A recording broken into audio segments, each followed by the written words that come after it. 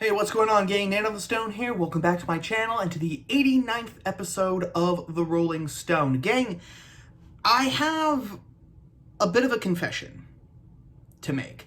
I was hesitating whether or not to make this story the very first story for this edition of The Rolling Stone because the story is about me.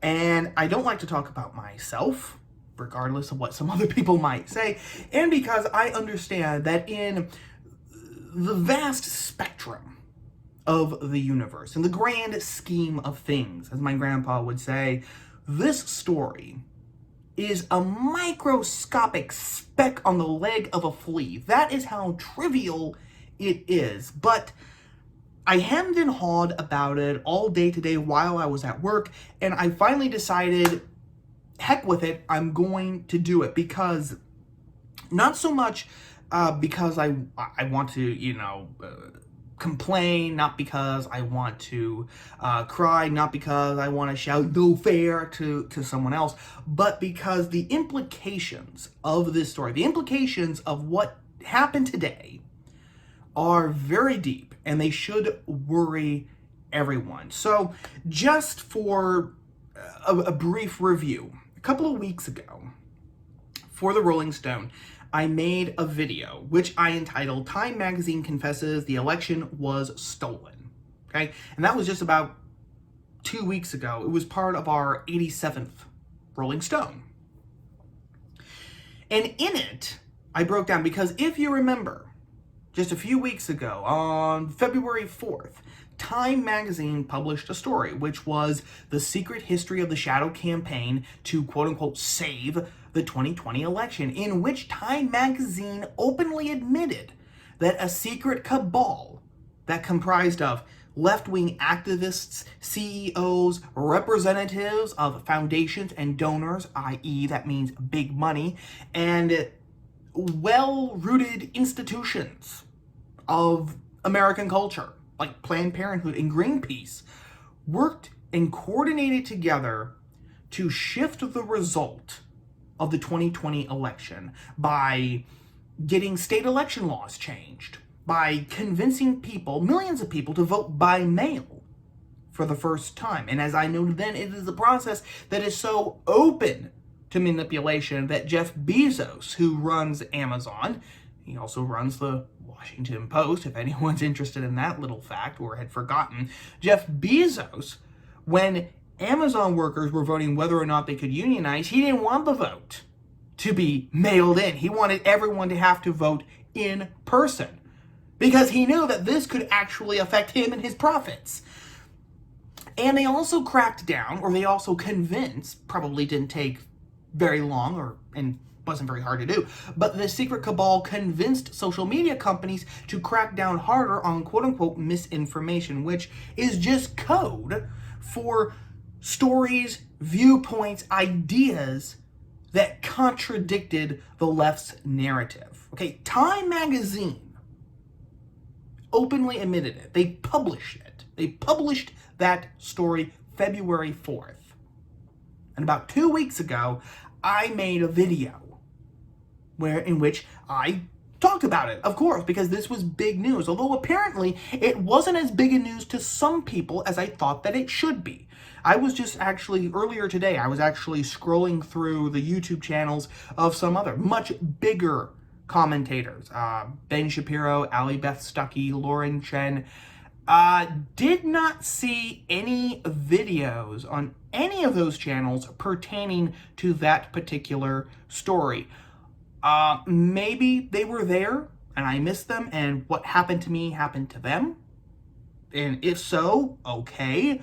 But I have a feeling, and I have a vague memory of a couple of weeks back looking through some of those channels too and not seeing any videos about this particular story. Maybe because they knew that the powers that be, the powers that govern us, would not take kindly to that sort of story, because that's what I found out. So I was at work today, I was actually on break, and I got an email from YouTube telling me that that particular video had been taken down by YouTube. Let me just read you what this email says.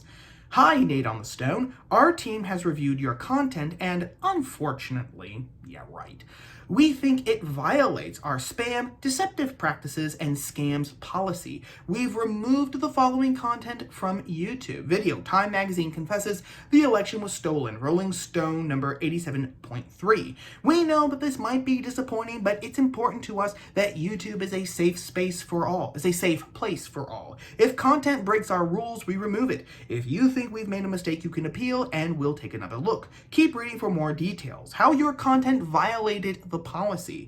Content that advances false claims that widespread fraud, errors, or glitches changed the outcome of the U.S. 2020 presidential election is not allowed on YouTube. Because it's the first time, this is just a warning. If it happens again, your channel will get a strike, and you won't be able to do things like upload, post, or live stream for 1 week. So that's it. That's the email that I got today. Now, you guys are sharp, I know. So you probably have already connected all the dots. You were connecting them. The wheels were turning in your heads and you were connecting the dots while I was reading. And you're like, whoa, whoa, whoa, whoa, whoa, time out.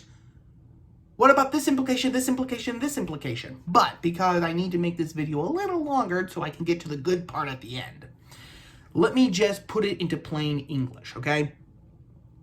I, in that video, which no one can see now, did not claim that the election was stolen.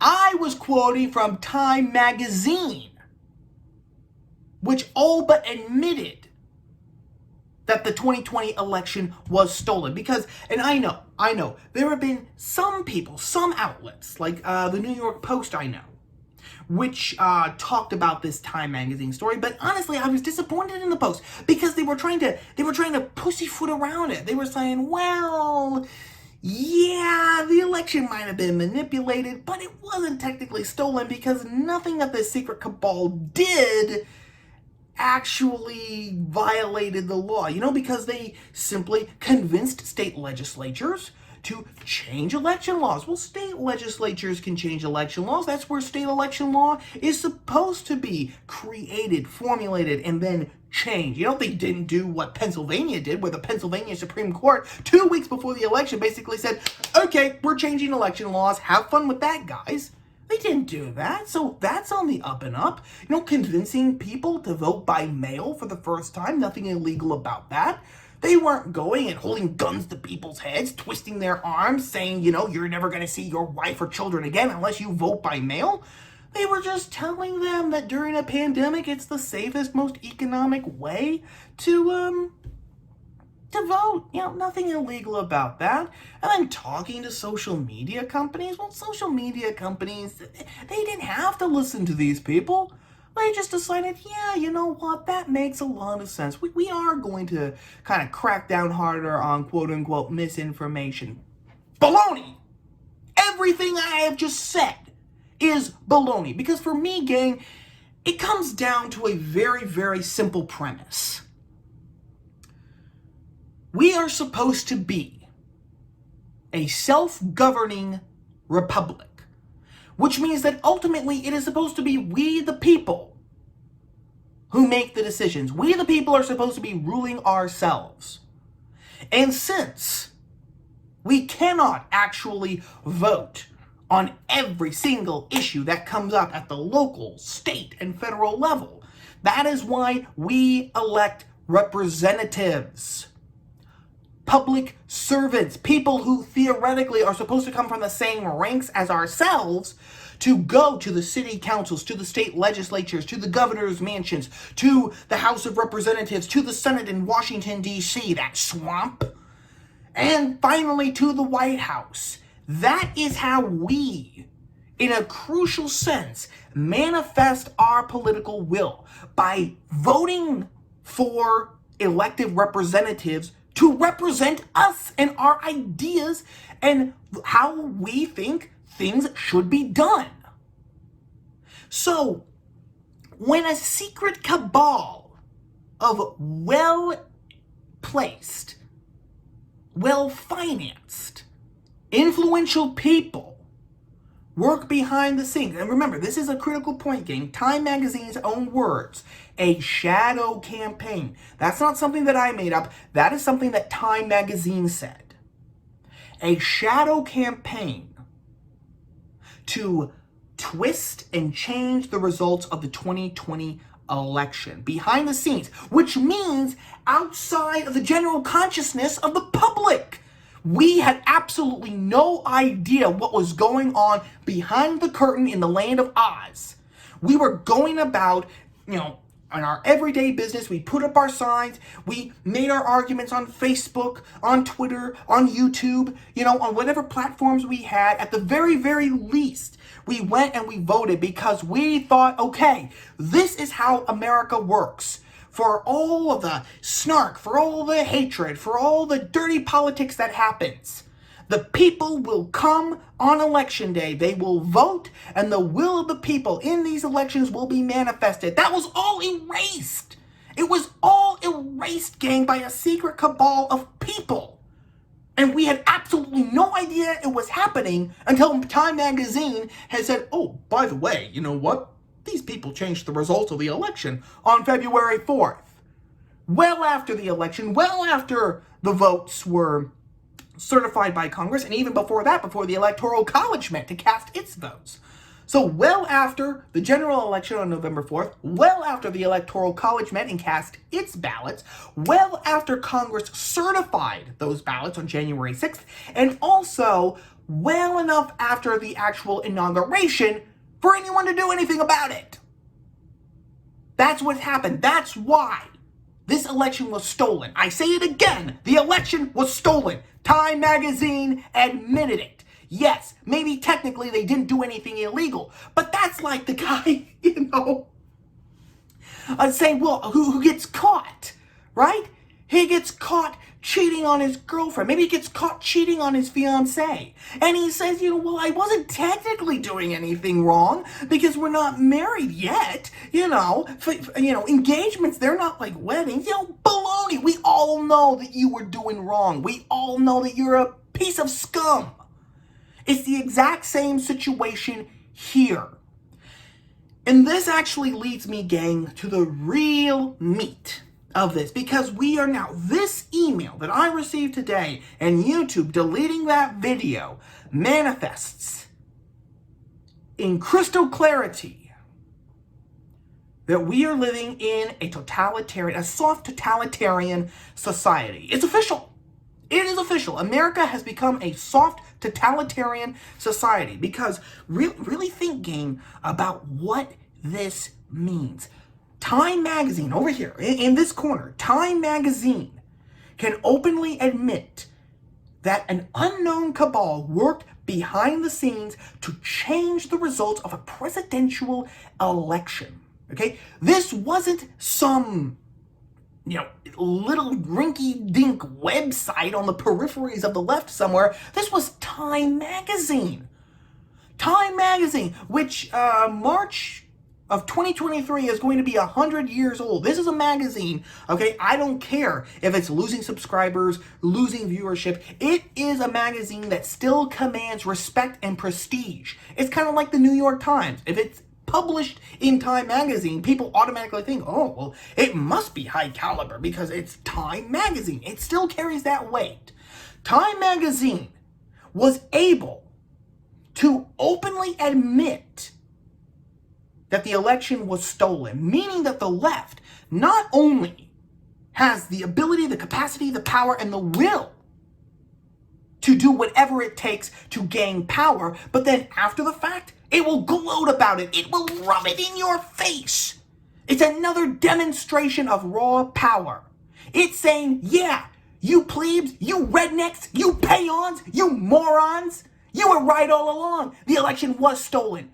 We stole it. This is how we did it. But you know what? You've got to live with it because you can't do a damn thing about it because we're at the top of the pyramid. You guys are you're toiling there at the bottom. You have no power. You only exist as long as we say that you exist. You have absolutely no will. You have absolutely no say in any of this. We're calling the shots. That's what that message was, gang. Okay? They would probably gussy it up a little fancier than I just did, but that was the message. Meantime, over here in the other corner, the peons, the common folk, the people like you and me, we can't even comment on it. We can't even say, whoa, whoa, whoa, whoa, whoa. So we were right. Time Magazine over here, the left can say, nah, you were right, we cheated and we won. And then when we over here react and say, we were right, I mean, you did cheat. This is an admission of guilt. You're immediately slapped and punished. Because no, they can do what they want. You over here, you just have to suffer in silence. And basically suffer through whatever else they're going to do to you in silence. If you want to boil it all down, gang, it's Animal Farm. Everyone is equal. It's just that some people are more equal than others. And that's why I say that we're in a soft totalitarian system, because you and I both know that this isn't going to end with the 2020 presidential election. Hell no. Anything that the left wants to do now, it has the power, the muscle, and the will, and even scarier, perhaps, the logic behind actually do it, to accomplish it.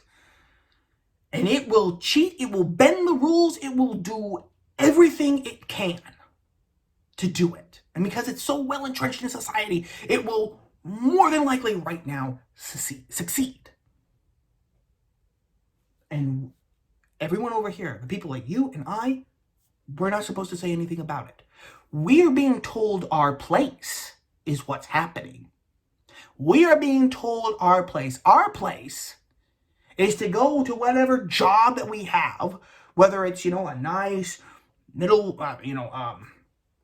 class job, whether it's a rinky-dink job, whatever. We're supposed to go to work. We're supposed to make money so that the government can tax it from us. And we are supposed to shut up about the things that really matter. Oh, sure. We can gab and talk all day about Gina Carano. We can talk about her until the cows come home. Everyone has been for the past week. But on things that actually matter, you can't talk. And if you do, you're going to be published. It's soft totalitarianism. And now comes the part that I've been looking forward to. Because these future comments, gang, the comments that I am about to say right now, they are not directed to you. They are not directed to you or to anyone else watching this video. They are directed solely to the wannabe fascist tin-pot tyrants who run this intellectual and digital wasteland known as YouTube. You want to cancel me? You want to delete my channel? You want to keep striking me until you vaporize me and all memory of me? Then do it. Do it. I'm right here. Take your best shot. Stab me right here in the heart. Because you know something? I'm not going to stop. I'm not going to stop. I just defied you. I just, in essence, made another video saying that, yes, Time Magazine admitted that the 2020 presidential election was stolen. What are you going to do about it? Strike me again? Give me a 1 week suspension? Fine. Do it. Let's do it if you want to do it. Do it. Let's do it, you bastards. Come on. If that's how you want to play this, then let's play this. Because I know what's going through your heads. I'm not going to be big-headed enough to think that, oh my gosh, you're actually scared of me. I know that you could crush me like an ant whenever you wanted to. I'm not a big channel. I'm not a huge presence at all. In fact, I'm a microscopic speck in this digital wasteland. But I concern you. And all the people who have subscribed to me concern you as well. because I'm saying things and we are discussing things that you don't want to be discussed. That's why you took down that video. That is why in November you were hiding my channel. So when you actually typed in Nate on the Stone, which is the only channel with that name on this whole wide website, I wasn't in the top searches. You had to scroll down 5, 10, 15, sometimes even 20 other channels and videos before you actually got to my channel. I concern you because you know what this is. You know what my channel represents. It is the gestation of a movement. It's not a movement that's being born. It's not even a movement that has been born, but it's being gestated even as we speak because too many masks have been taken off. And that's the problem, isn't it? With demonstrations of raw power. Because yeah, you'll cow 90%, 95% of the population, even the big name conservative commentators, you've got cowed. But you know what? You haven't cowed us. We're not scared of you. And we are going to keep going. We are going to keep talking. I am going to keep talking. So once again, you want to come at me? You want to dance? You want to strike me down? Vaporize me? Then do it! You toad-looking witch-stool bastards! Let's do it! Cancel my channel and vaporize it? Fine, I'll start another one. You get rid of that one, and I'll start it again. You cancel that one? I'll leave YouTube and start a podcast or start blogging again. But I'm going to keep talking about the things that actually matter. I'm going to keep saying the forbidden things, which we are no longer allowed to say. And other people are going to get the hint, and other people are going to start talking too. And that's how movements start. They start small. They start small, and that's how revolutions start. Revolutions never come from majorities. They come from small, dedicated, zealous minorities. And that's what you're seeing, and that's what you're concerned about. So if you want to play it that way, YouTube, then let's do it. Or to actually put it in language that I know you won't be able to misunderstand. Fuck YouTube! That is my answer to YouTube. That is my position, and that, gang, is story number 1.